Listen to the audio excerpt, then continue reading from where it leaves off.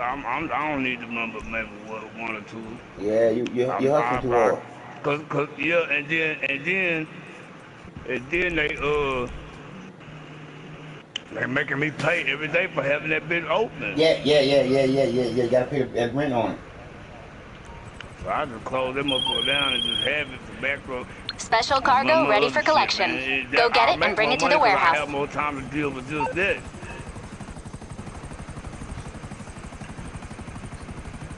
Oh, there go that just a race car. I ain't did nothing to it though. I'm gonna ride in it though.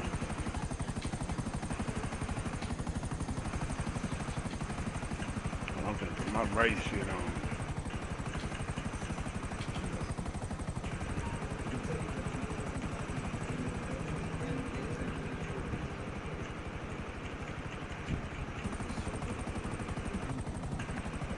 Get that motherfucker go.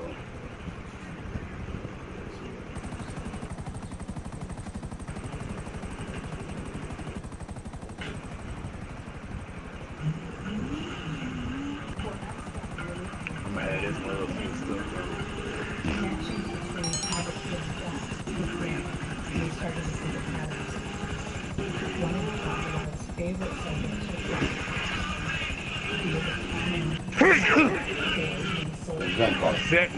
Zach wanna do the glitch.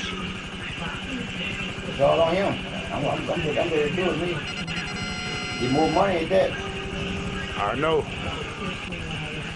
And I think it'll be better because, well, I know it was you driving. Yeah. Oh man, I got this motherfucker ain't got no vest in nothing. Let's go, hurry up.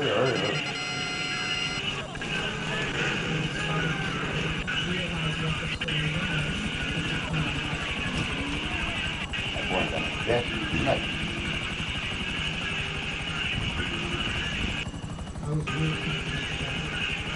What the hell?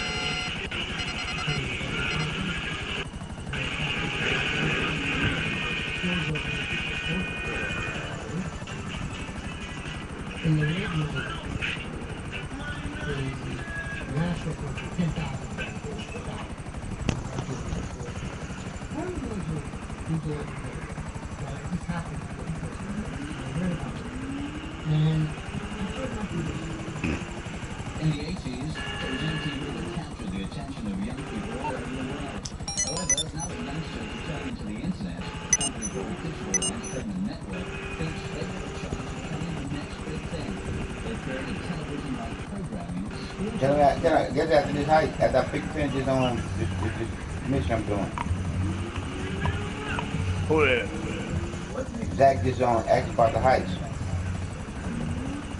Yeah, I'm gonna go too after I finish mine. Yeah. Let him know. You can't hear us already. I gotta make out 10 drops. You ain't never joined my thing. Now I gotta do 2 helicopters. My bad. I can get up. Damn, I'm in the mission though. I did join, Yeah, but I'm watching you. I am too.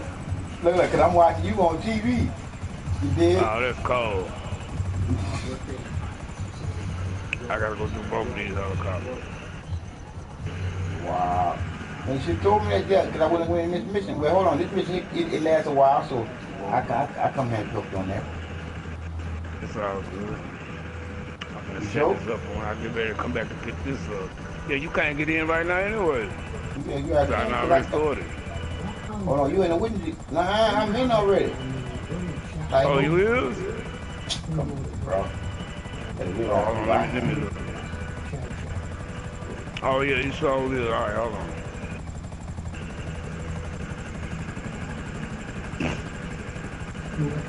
I pulled one of them helicopters out the garage so you ain't gotta go up in there and get it. It's sitting out. You ain't gonna do that there because I can get the helicopter because I work for you. Yeah, I know. We got plenty of time, so we can do both of them. Shit. But mine, I gotta go get that van from by the police department. First, I gotta give me some bulletproof vests and shit. Yeah. Right.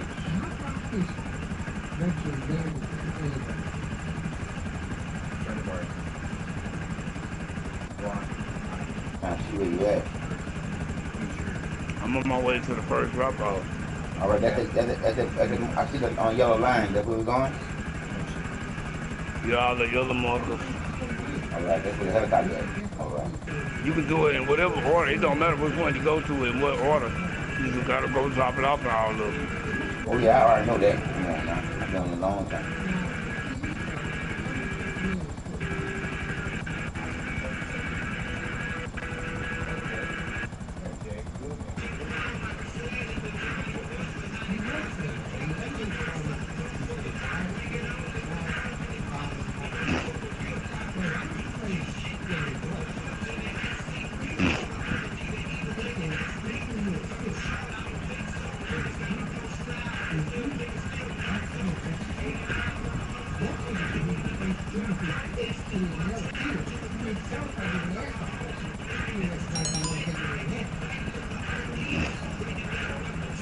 I want to just not turn the time limit on.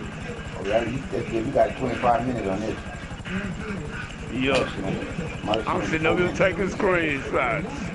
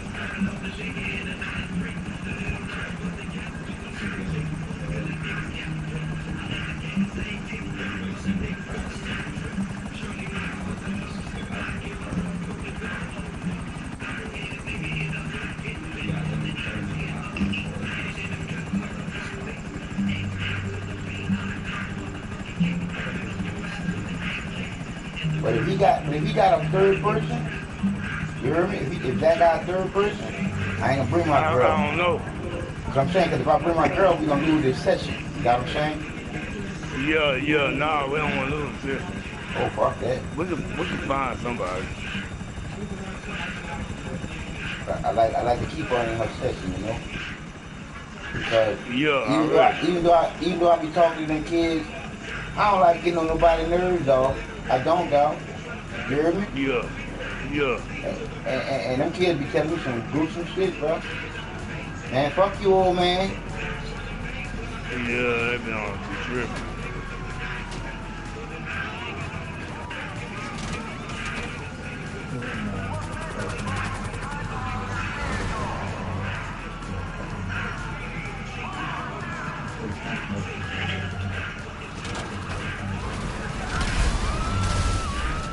That's why I'm selling out. I sold all the stuff out of my business before I shut them down.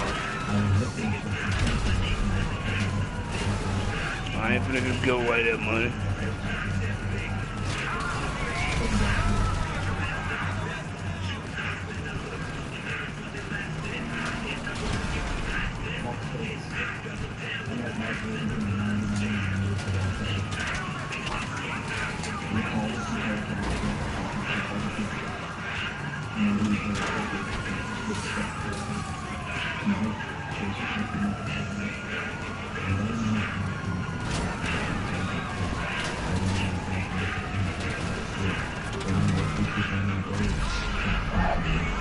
Pressing the motherfucker boy for the close the damn explosive, they ain't gonna blow the explosive, boy.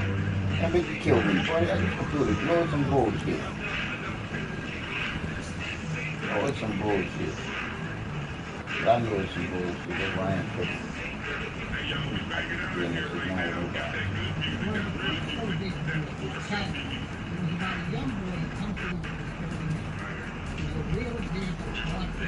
I got you a drop off there. Did you drop them off yet? Nah, but I got 2 left. Good. I'm almost to my spot with this shit. But you gotta look at it like, that's a lot of time, those 19 minutes. I know. But I got you, though.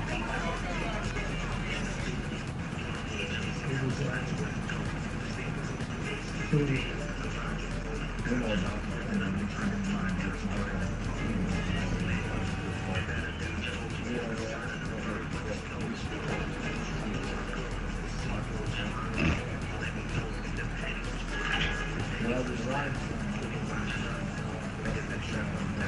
listen to right now. It's all that on pedophiles in on Hollywood. How much bullshit going in Hollywood with kids. How they being violated and shit. Passed around like cheese. Yeah.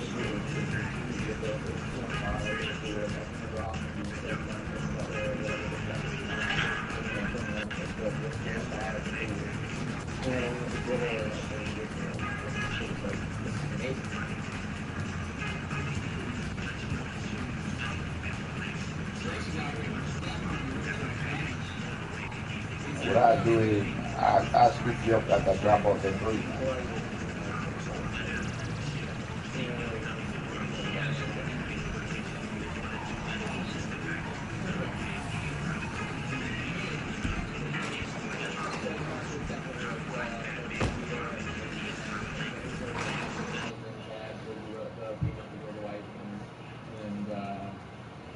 I don't know how in a normal where you want my eyes? In the lens? Okay.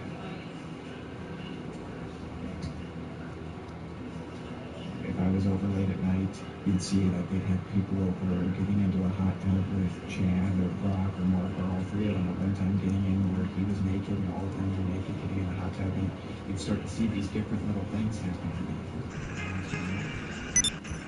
You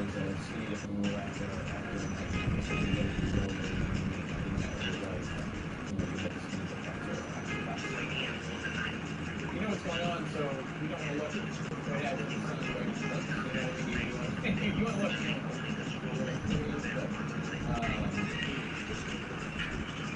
I can't say that.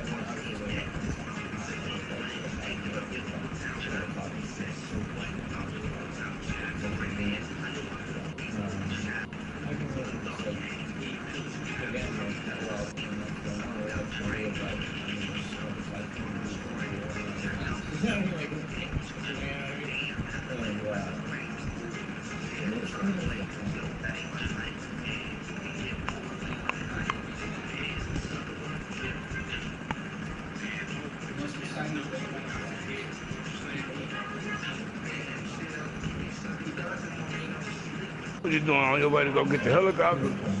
Yep. Okay, yeah, we're getting hit at the same time. I be jumping in with you, man.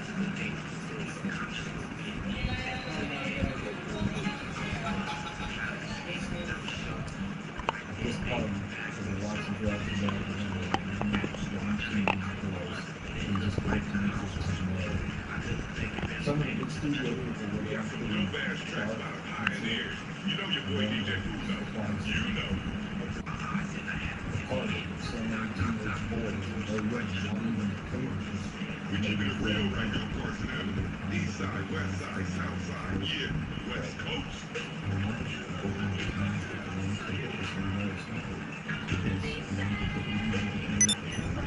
You gonna drive it or you want me to drive it? You can drive it. Come here. Hey.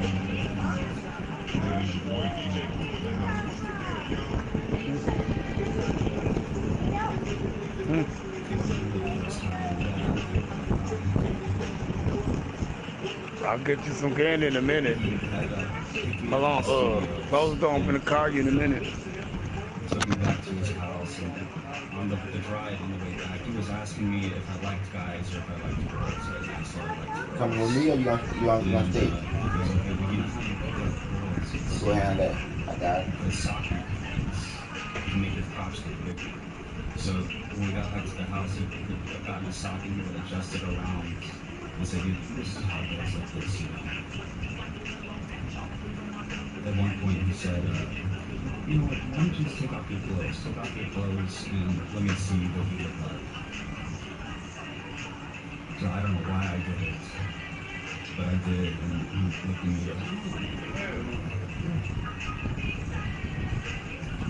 that night. You ain't gotta sit low or nothing now. And wanted to take me out to dinner. And I wore a sock in my pants that night. He would take me to his house. He had a movie theater in his house. We went into the movie theater. I don't remember how it was that he got me. He started doing what he was doing with me. I don't remember. My memories are of me like just sitting in there and being scared at first.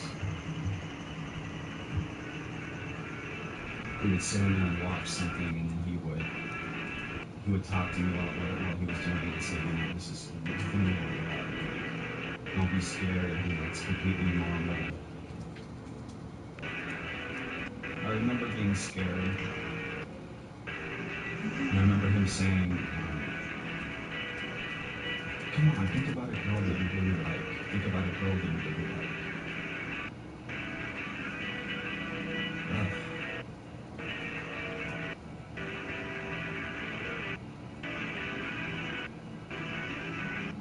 Well, I'm saying that, it's serious right now. And hopefully, when I get older, do a lot of film work and make my way up. Hopefully, I'll take a TV series or internet series.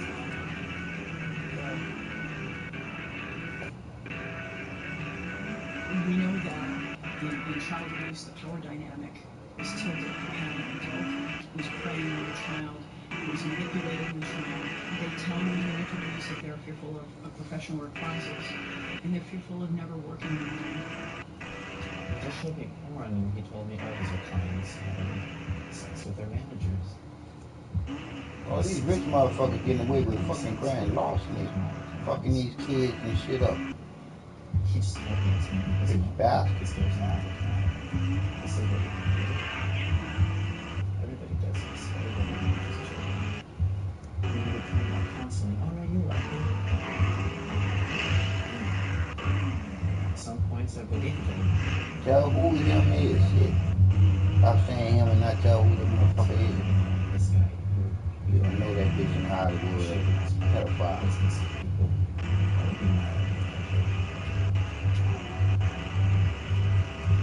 It is this added element where these young children are hoping to achieve a professional goal, which creates extra weight on the child. Should he or she be abused? Well, I've been finished up in that jet. In that circumstance. Work, and he would sit down and say, oh, we're going to help you. I mean, you're part of our group now, and the only one that's not a part of our group is baseball and boxing, and you want to get on our side, and you control all of Hollywood. Basically, in essence, if you want to get that, you didn't succeed, you had nothing, you had that little fun in these sessions, you were part of the group, you were part of boxing. The sad part is, they can emotionally scar each other for life. Yeah. I never would have guessed that Mr. Horton was, gay. But he's not, Willis. That's the common fallacy about child molesters. They're not gay. They're only interested in little boys or little girls, not adults. Look, I'm only 11 years old. Should I be hearing all of this? I felt so much shame and guilt behind the secret and hope for so long. Then I thought that you start thinking that all homosexuals are pedophiles. About a gay or a pedophile. You watch out for the image to get you something. People should get this clear. These people are predators. They arrest the young boys, and they do it for their own reason. So this has got nothing to do with being gay. This has got to do with evil people. And they particularly pick on people who they know will be victims. They're predators. To me. In the beginning, it was all happy-go-lucky, and then things started changing. He slowly became different on the phone. That's how it came across to me. Something's wrong. Something's not going right because you can tell when he's not 100% Mark. Suddenly, when he's not so and suddenly, tell me he must have been hurt. I never knew about that.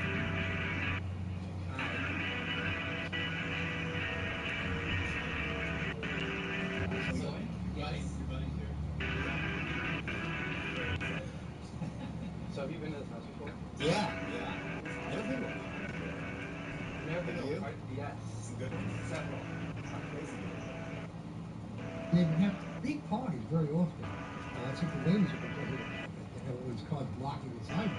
They would have valet service all set up out here, and this street would be alive with vehicles.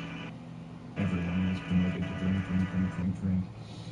I never had one drink ever before in my life until I was at the dementia scan. I don't ever recall ever drinking. I mean, 14 years old, it wasn't the top of my list.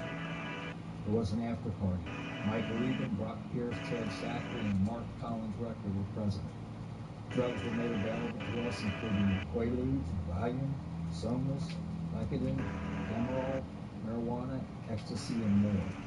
Brock Pierce and Mark Collins Rector tried to push me into taking these drugs. I refused.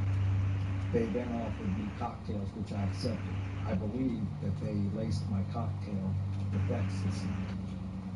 They would pull away the better-looking younger kids and keep them for their own after-party, and it would turn into a pool party. And then they'd have their rules. Oh, there's no... It's LJT with some bad news. The document shop's completely out of supplies. Production's ground to a halt. You want them up and running again, get them what they need. And the parties were not just for the young boys and for the WEAZEL. Hey there, it's your partner, LJT. Now, I feel like we've kind of hit a ceiling with the business. If you want to break that profit ceiling, invest and upgrade the equipment. I'll leave that with you. And they'd make jokes of going and picking me up in the hot tub and setting me on Gary or Brian's lap. And then you'd have Brock bringing in drinks and saying, oh, let's just relax and let's talk about what we're going to do. And Brock and they get crazy. All kinds of. I remember waking up at 2 p.m. and not knowing what to do. I was feeling very lightheaded, dizzy, and confused. Collins Rector then told me not to go to sleep in his bed, but that if I went into his bed, I would have to strip naked. Collins Rector then turned from being concerned and compassionate to forceful and threatening. I told him that I would not go to bed with him, to which he responded, well then, just don't worry about going into work tomorrow morning. I went to sit on the couch. At some point I passed out. When I awoke, I found myself in Mark's bed and completely naked with my clothes on the floor. Collins Rector was in the bed and he was naked as well, with his arm around me. I'm not sure of all the things that were done to me. However, I know that Collins Rector drugged me and I immediately got out of bed, got dressed, and downstairs. I found Michael Egan sleeping on the couch and woke and telling me I wanted to get out of this place.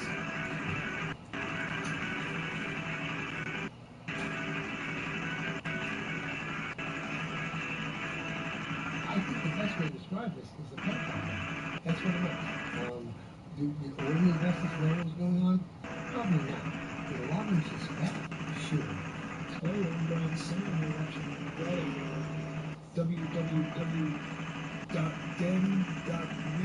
Brian Singer is a very prominent director in Hollywood. He's done some pretty major movies, The Usual Suspects, X-Men, X2, so there's been quite a lot of, you would recognize his work. What most people wouldn't recognize is some of the odd connections that seem to tie him to this world.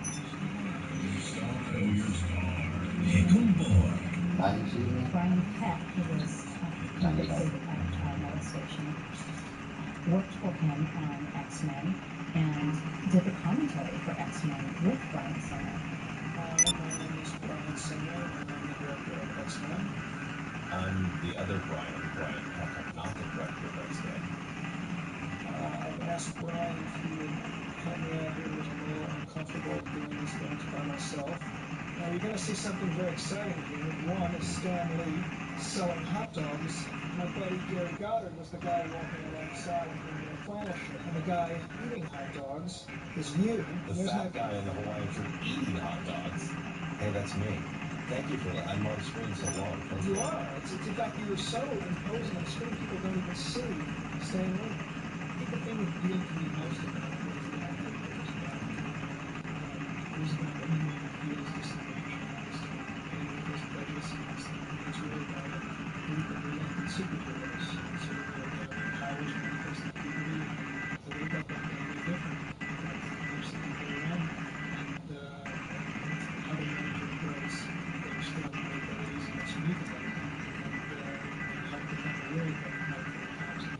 number of people I spoke to who put money in completely denied that anything untoward was going on. And it was as though they were from the Industrial Hall. I mean, if you see young men naked in their hot tub, when you're having dinner, or you're having dinner with naked young boys, or young boys who are inappropriately dressed for dinner, unless you're left colorblind and say, hey, this doesn't taste right, something's wrong here. These are not bananas. These are very small things. Hollywood doesn't have any system in place to protect anyone. The children are way down on this. It is shame. And a straight actors guild meeting. We were all serving on the Performers Committee at the time, which is a national committee of the Screen Actors Guild. And another parent brought a news article from the LA Times that described the thought of the rise for guests and the fact that the LA Police Department is looking for additional victims for the lard. And said, I request that SAG look into the idea of distributing this article or putting out an alert or something to their members. That it seems like something that's a safety-related thing that maybe we should let everyone know. And Michael Hara had a very odd reaction that day. He vehemently opposed SAG getting involved. Hara did not feel that SAG should be stepping forward, even in the wake of the LA Police Department asking for more victims. So SAG did not step forward and said nothing about it. That's it.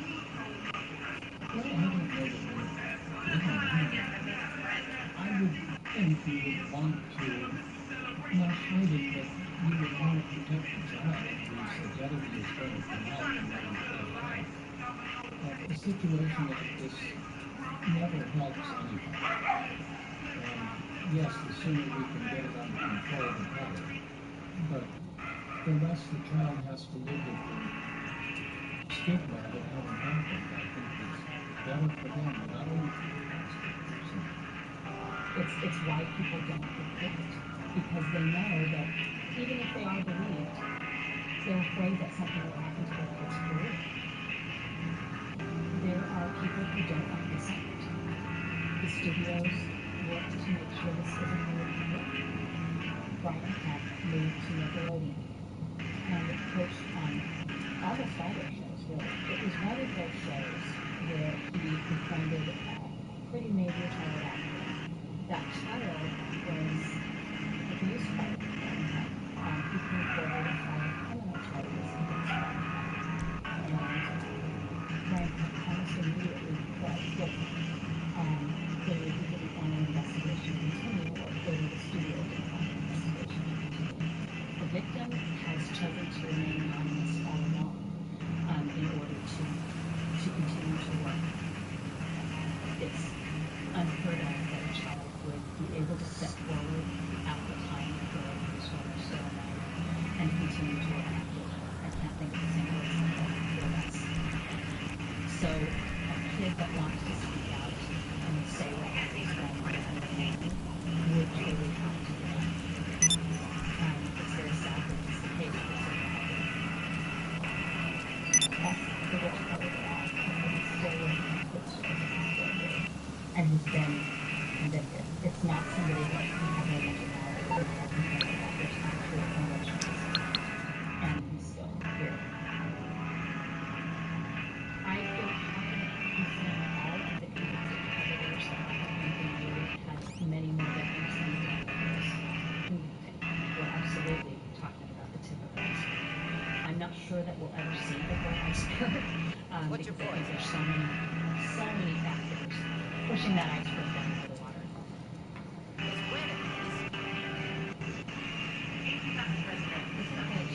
Sexual abuse doesn't get any attention because it's not a subject.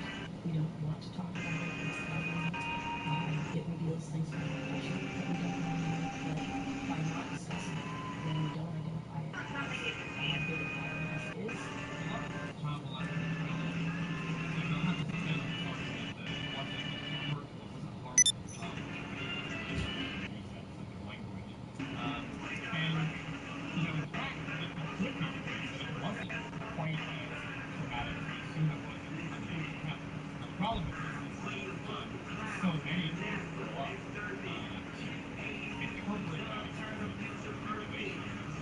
where your motorcycle at?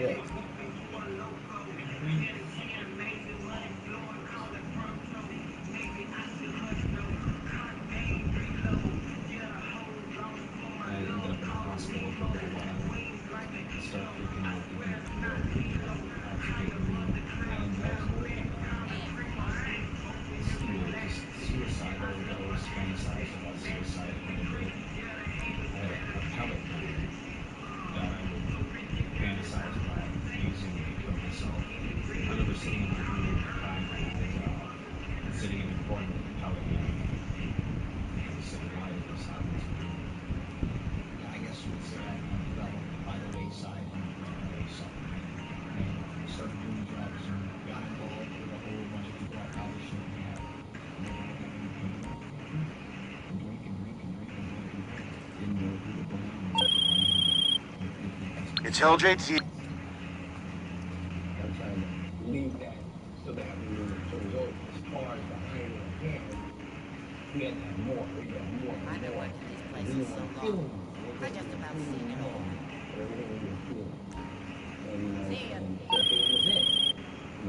Hey there. You shut it down. And then one day it all comes back up in a full person. And I thought I was the unique case of it. I don't know if that makes me feel better or worse.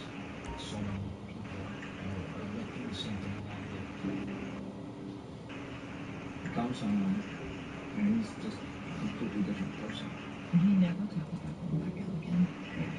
Never talked about returning. And he was just so introverted and didn't trust. Where before, he started drinking more often, and he would hide that from us. After he was back home, he said, I gotta tell you something.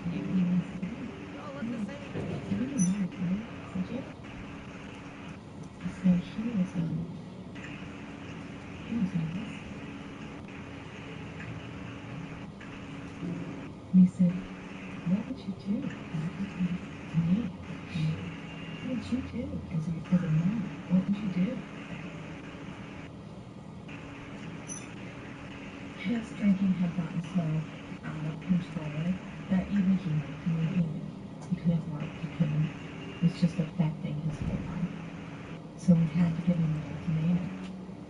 So we just sat him down on the back porch and just said, look, you gotta get help or you have to out.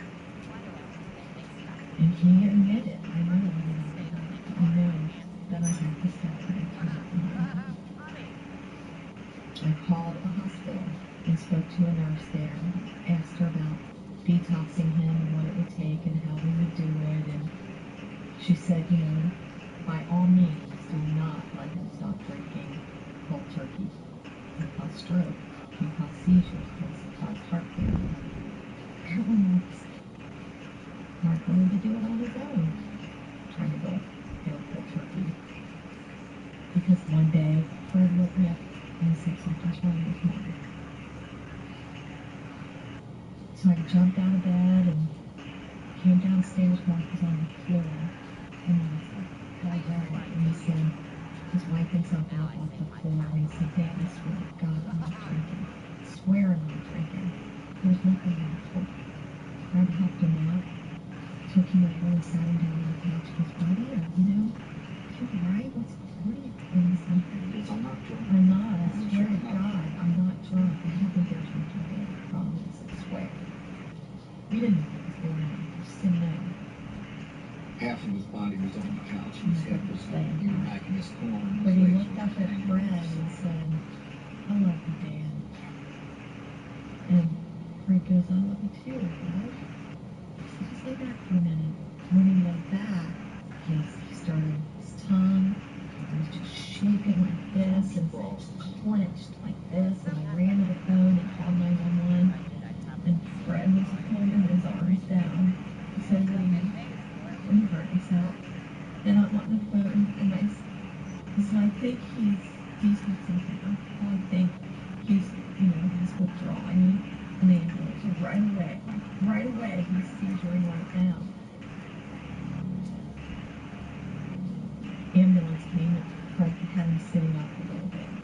They took off from the house, went upstairs, started getting dressed. Went to the hospital. When we walked in, they said, "Are you Mr. and Mrs. Wagner?" And I said, "Yes." "Is your son Michael?" "Yes." "Oh, the doctor is." They walked us down this hall into this empty room and put us in this room and shut the door. And I suppose my last one will too. None of them. He said, "I have some bad news. Your son's heart stopped on the way to the hospital."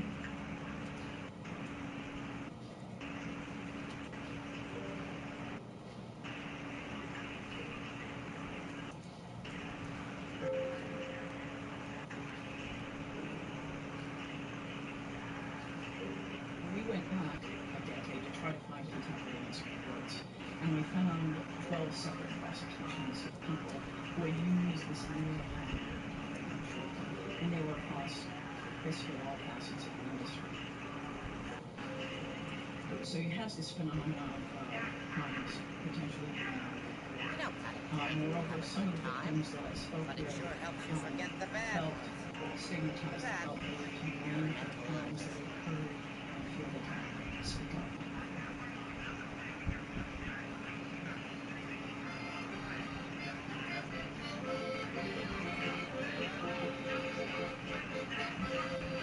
We thought everything was happy, everything was great. And then all of a sudden, one day, Evan just said, "Look, he was practicing on me." And I said, "What? You gotta be kidding. After everything that you've gone through." And I was like, "I don't like music anymore. I don't want to do anything with the industry." I figured he's going through his teenage and puberty. And so I figured, maybe that's what it is. I was like, I'm not going to be torn down by this like this now. And I needed a way for people to believe me, even though my family to believe me. Hi, Nita. How you doing? Okay. How are you? I'm getting massage and it feels great. I don't care whether or not it looks bad. Okay. Overweight, not bad.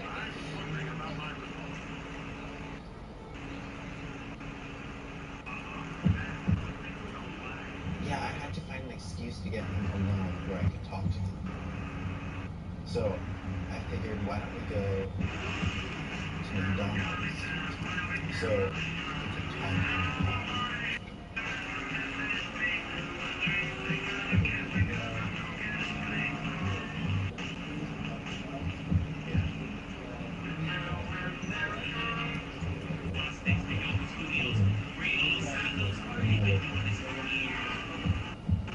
So I was hoping that we'd be talking for a long time and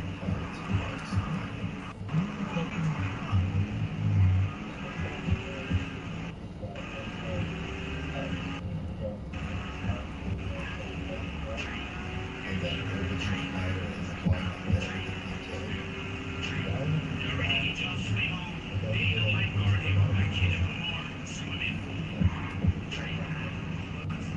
I was afraid if my recorder would beep or if something would go wrong when we found out.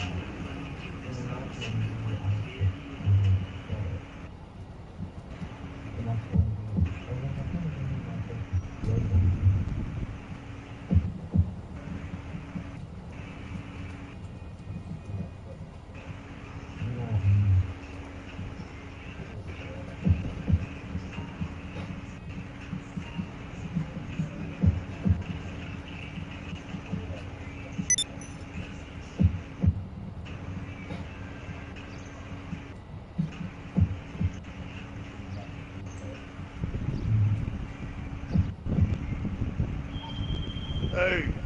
Yeah.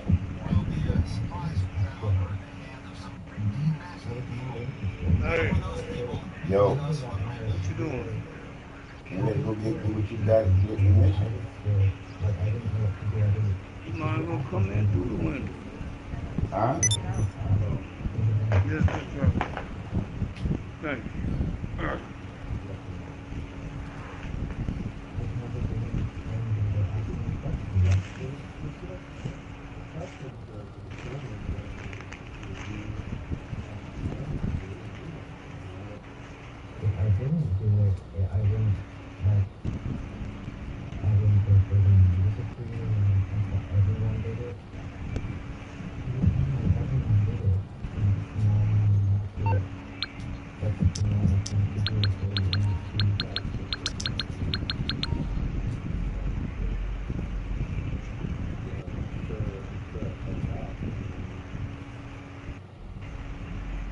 realize we ain't getting to see this shit like I want to see this. So I got to go to my house and get on the TV so we can put it on the screen.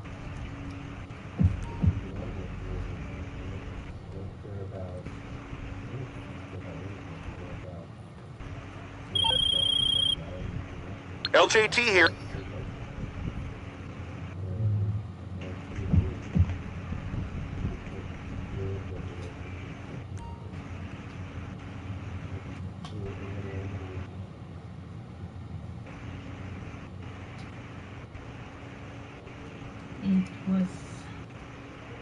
I was just numb when he told me. I was like, how could this happen, you know? And how could I not have seen it, you know, that this was happening to Evan? And I don't know, it's just so painful, really painful. And of course, the first question for me was, you know, to Evan, did it happen once, or how often did it happen? We're kind of hoping it's once and that's it. But then Evan told me that it happened many times and over several years. And that's when I thought,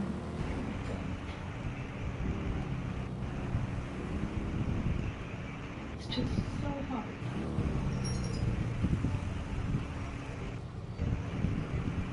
Just seemed like a great guy. But, you know, I'm not a violent person, but I wanted to keep the living daylights out of this. I'm dreaming of a white Christmas with Jack and Dixie. Hello, seriously, people, move! What can I do for you? A helicopter will be with you shortly. Motherfucker! The first thing that happened to me in the life today was a lawsuit filed in New Jersey against a North College rector, Chad Shackett, and Brock. The cavalry has arrived. It was a lawsuit filed by a young boy who worked for North College rector. This is the first allegation of sexual abuse that became public. At the time, then was hearing out a $75 million initial public offer, which is going to make them all very rich. When that started to leak out to the news, two of the boys that have been victims, Mike D. and Alex P., were interviewed state in the camera to collect evidence. One thing he took pictures of was the huge amount of prescription bottles that in North College represented. Oxycontin was one of them. Vicodin, Percocet, Xanax, and it was like a lot of bottles. We went back in the UNC estate in the middle of the night and went through and copied every single one of the file cabinets from all their passenger manifests, the JetWest file, all their American Express files, and every document that was in those files we copied cabinet after cabinet. We sat there at the copy machine hours, copying boxes full of stuff. An email from Brock to Chad, and it says,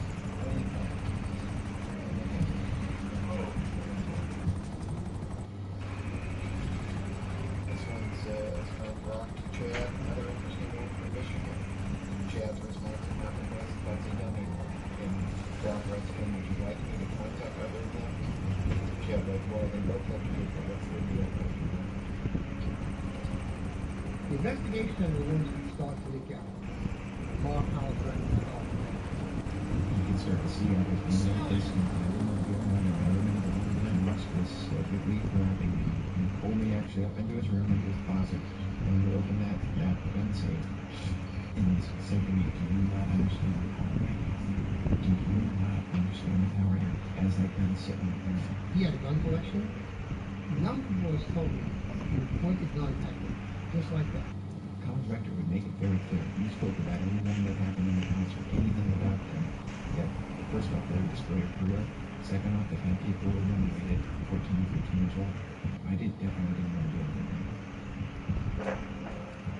He came home and explained what happened, and I started crying. Looks like you got two packs. Did it happen to you? And my son got on the floor and started rocking and saying, Mommy, I was just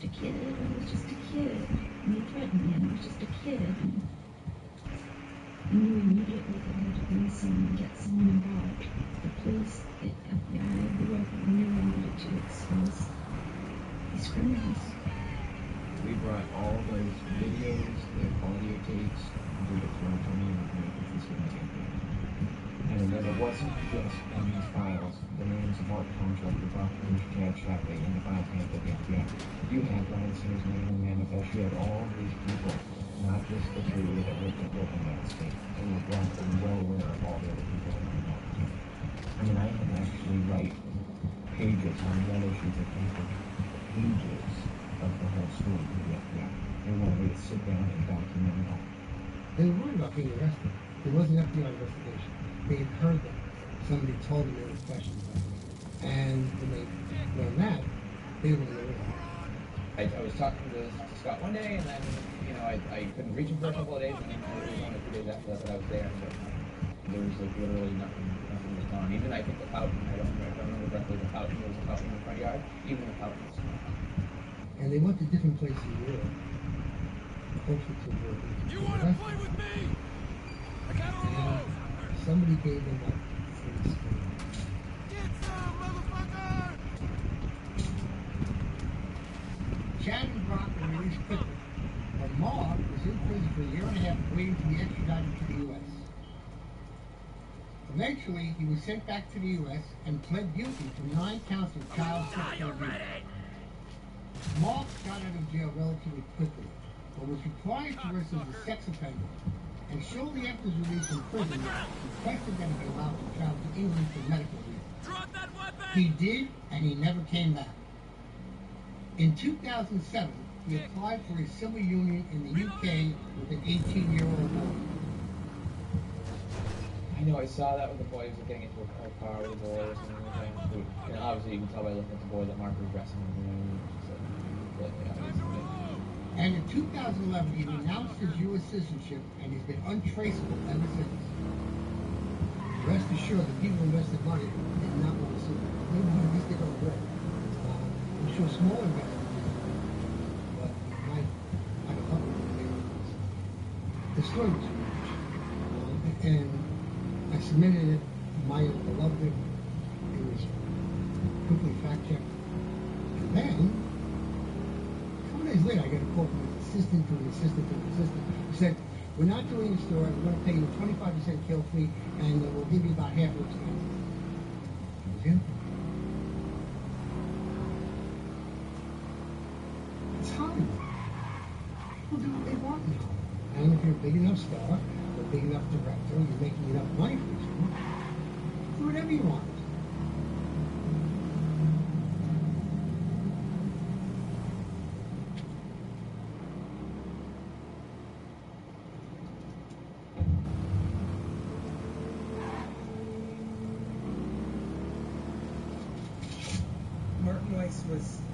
Was charged with multiple counts of lewd acts of a child. He was charged with 1 count of forcible act upon a child under 14, 2 counts of continuous child sexual abuse, 3 counts of sodomy with a person under 16. You see Marty walking to the courthouse, and he was in chains, he was in shackles, and he was a lot grayer. Now I have to go on the stand and Thank you for tell choosing people Marriott Hotel. just We would like to inform you that your confirmation number was wrong and you are entitled to receive a complimentary stay. To accept, press 1 now. I mean, I was very proud of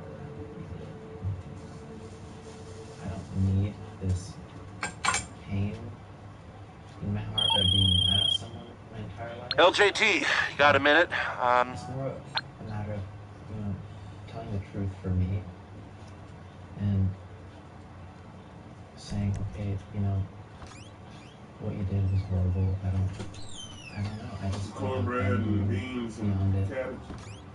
I don't really feel that pain. It ain't good when it's cold. What's that? It's good when it's cold, huh? What's that? What he did was horrible and beyond it. Yeah. I could forgive. The maximum sentence for the charges that were filed was approximately 14 to 16 years. Generally speaking, it's unusual to get the maximum sentence. He pled to 2 counts of lewd act with a child. He pled to 2 counts of sexual abuse. So, LJT here. It was clear it wasn't a one-time thing. And in exchange for pleading to 2 counts, which is much more severe, he was sentenced to 5 years of formal probation, 365 days in the county jail. He had to go to sexual abuse counseling. He had to stay away from Evan. He had to stay away from children. And he has to register as a sex offender license. Was arrested in December or late November and then got out in June. 6 months. Wow. They never, wow. Never served the full wow. sentence in Canada. Wow. I mean, 6 months is a joke. 6 months. It's a joke for what happened. Fucking right, a joke. The whole fucking system is a fucking joke. To ask the DA whether or not they think that they were completely successful in protecting the community from any future crime is impossible for us. I can't truthfully say. Honestly say. That's bullshit. Stop doing future crime. I wish I could. I wish I could make my case. But I can only do what the law allows us to do. That's unfortunately, bullshit. Bad people off the street, yeah, we need it better. It could have been a lot better. Could have served much longer. In that way, the system did let me down. They're letting other people down. Fucking right. There were other people that he was doing it with. But like I said, I think it's more important to be able to speak about it and just be free of that secret than it is to really get justice. LJT. There's a moment in the book where you, to a degree, introduce Corey to one of his abusers. Do you take responsibility I for sure that? do. Yeah. And you know what? He asked me to take responsibility for that on the show, and I did. This is going to be a painful process. The dust is coming out. The cobwebs are being cleared. And people are going to know that we all play a part in this story. And it's what part are you going to take responsibility for? I just think in many cases it's a situation where somebody isn't thinking. The parent has become trusting or they shouldn't become trusting, regardless of how good the situation is. Oh, the parents want the fucking money, man. But I still think it behooves the agent, the manager, the publicist, whoever it is. Boss, I thought you'd want to know about this. Someone's trying to break into the warehouse. Get over there quick and try to stop them. Hello, Michael. Hi, this is Joey Coleman. Yeah, how are you? What, you were what? Oh, you were?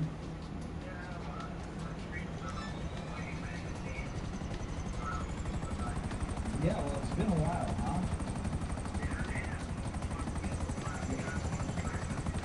Yeah. What about, have you heard from Bob lately? Bob Faward? Oh, is that right? For what?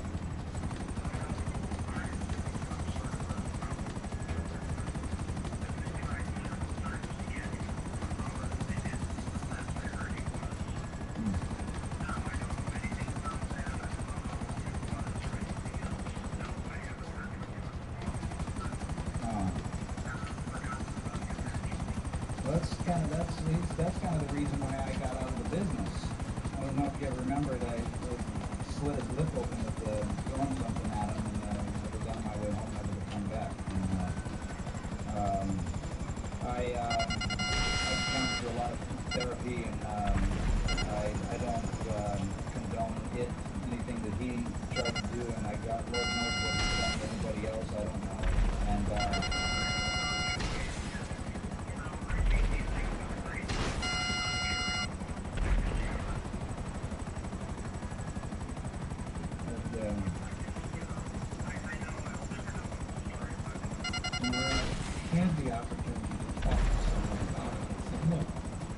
this is not a terrible thing unless you think it is.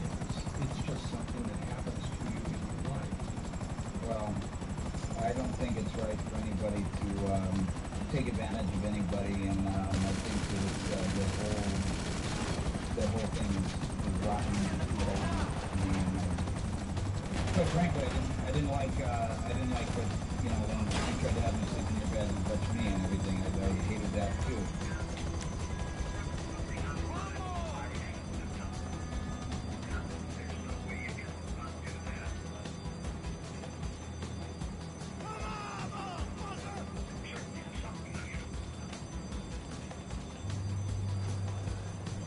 I don't know what Joel is remembering, but I don't remember anything that caused me to feel that.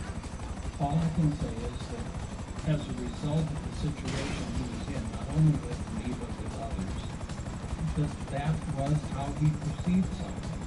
It certainly wasn't anything I intended, and that was going to be my response. I mean, are you adapted to that way?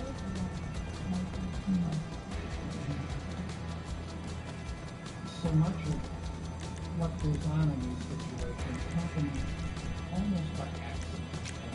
You get the idea that someone out there was a child predating and preying on children, and everything they did was to steer the child into this. A lot of the ones that I've recently aware of,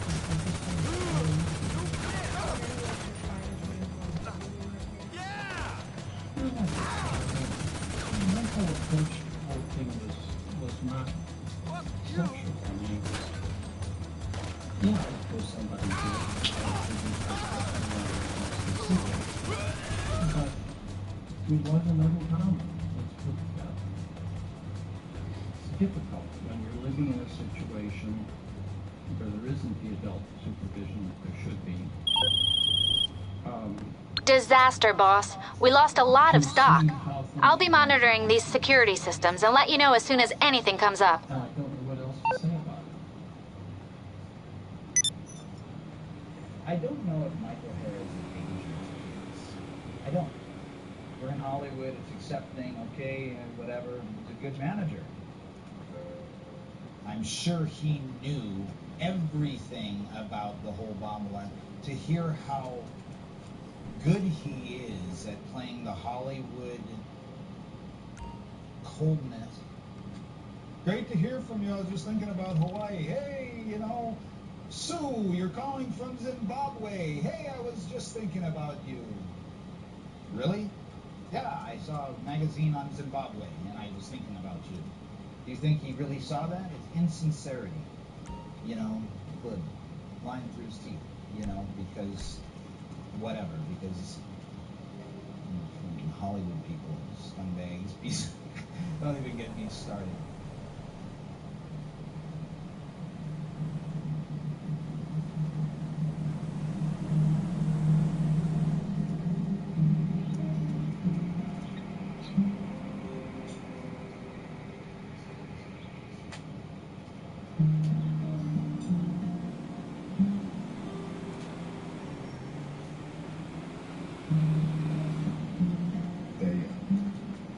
Let's go back and see him in the emergency room.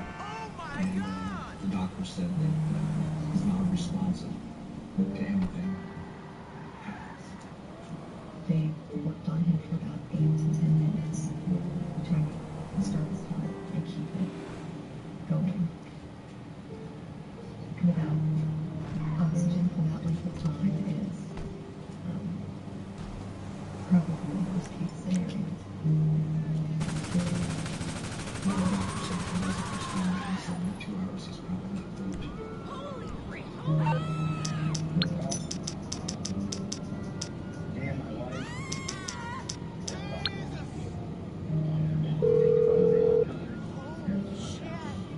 Hello.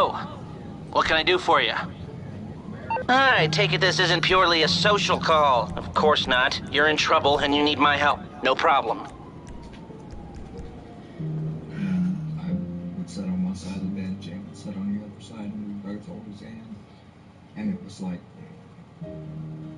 just holding a piece of me.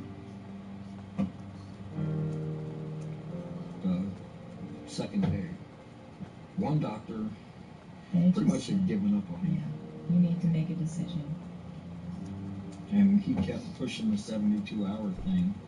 And I was like, your 72 hours don't mean a damn thing.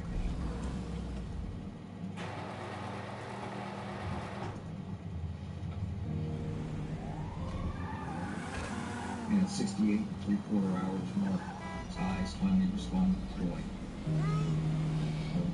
Yeah, and then he opened. Yeah. But then there was no way in hell that anybody was taking him off the machines. Hey, bud. How's it going? He said, where's your other arm? Brandon can be here. Because he never gives up.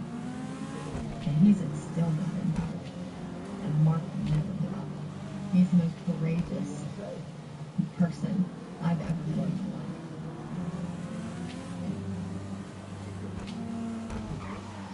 Good to see you too. Are you hungry? I love you too. He's a miracle already, just even being alive. I mean, they said at the very beginning to his family, he's not going to make it, he's not going to make it. Everybody wrote him off, he's never going to move, never going to be able to eat. I mean, all of it. I mean, look at him now.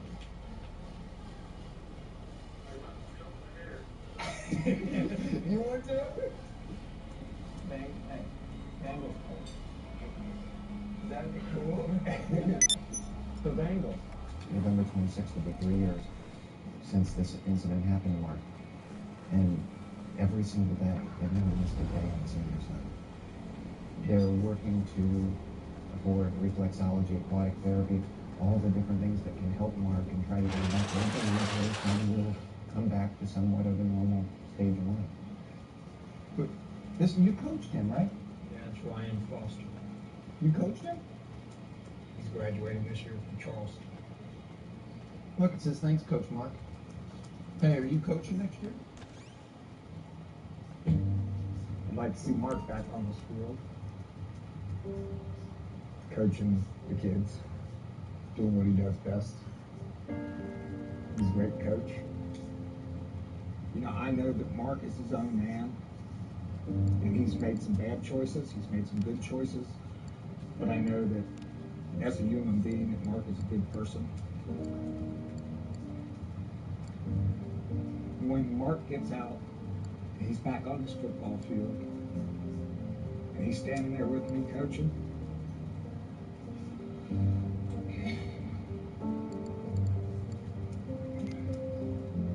God can take me there. But not until then. Let's get ready to work. That's right.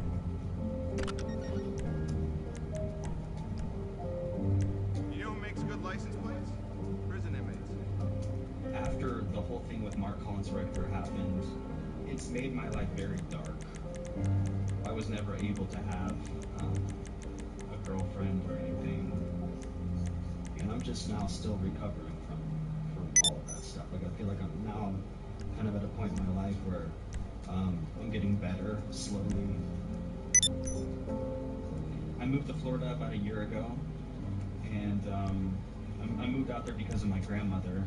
Kind of wanted to be there to take care of her, and then I met a girl over there. She's my first girlfriend that I've ever had. So now, you know, my life is my grandmother and my girlfriend. I am paid well below my skill level. Just trying to get myself back on track. You know, trying to enjoy life and.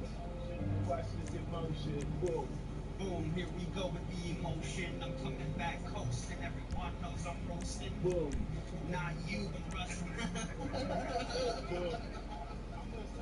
I like it. I like it. I finally found a place that I like. And the dream is so important. You know why? Because if you live in this world, you have to feel something. The dream makes you feel things. And that's what the power of the dream is. Dream is life. It's a hard process to go through the whole court thing and the whole police stuff, but in the long run, it's so worth it. Because in the long run, it isn't really about how long this person will serve time in prison or getting justice and revenge and all that. It's more kind of being able to express yourself and say, look, this happened to me, and I'm going to move on from it, and I'm not going to hide this in my head Wouldn't the rest of my recognize it. life. And I'm going to maybe possibly one day make a difference to somebody else by speaking out about it.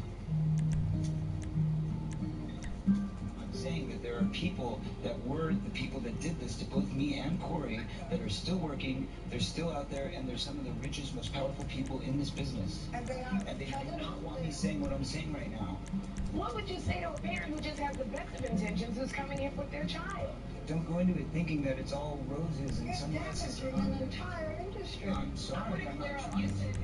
Ultimately, I think that viewers are the only group with power in this situation. Because I think that there will always be a steady stream of kids who want to be famous, of parents who push their children in this industry. It's interesting how we will go and pay money and we will support a system which sexualizes children or puts them in situations. Okay, after what we've put into this one, we don't want it to go wrong. Take the car to the sale, and if another crew comes after it, do everything you can to stop them. Mike has felt strong enough to come forward and to tell his story and shine a light on this very, very dark, which, you know, I would say it's a secret, but from what I hear, it's the worst kept secret around. Because so many people have told me, yeah, this has been going on for years in Hollywood. This is nothing new.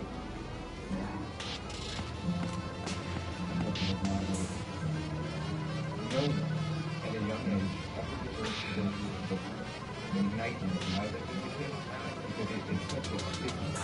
Where are you going to talk about it? You're embarrassed. Where are you going to be believed? At the end of the day, there's so many people out there that have been affected by this. Very few people. If we don't speak out about it, then we are part of the problem. Because we are contributing to it by normalizing this. And by normalizing something, it becomes invisible as a problem. So yes, we hold up high-profile cases to say, these are bad guys, and we are good guys. And I actually think that we are all really bad when we speak out.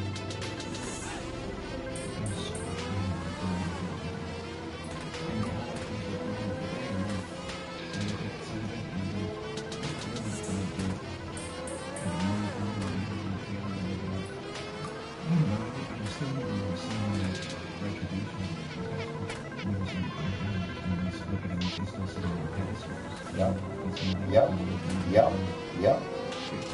Fucking bullshit. But they ain't got no fucking law when it comes down to bitches for money. I don't got no money, but I'm gonna fight my motherfucking case with my motherfucking life, you bitches. The truth is me being free from all the bullshit. I know what the truth is.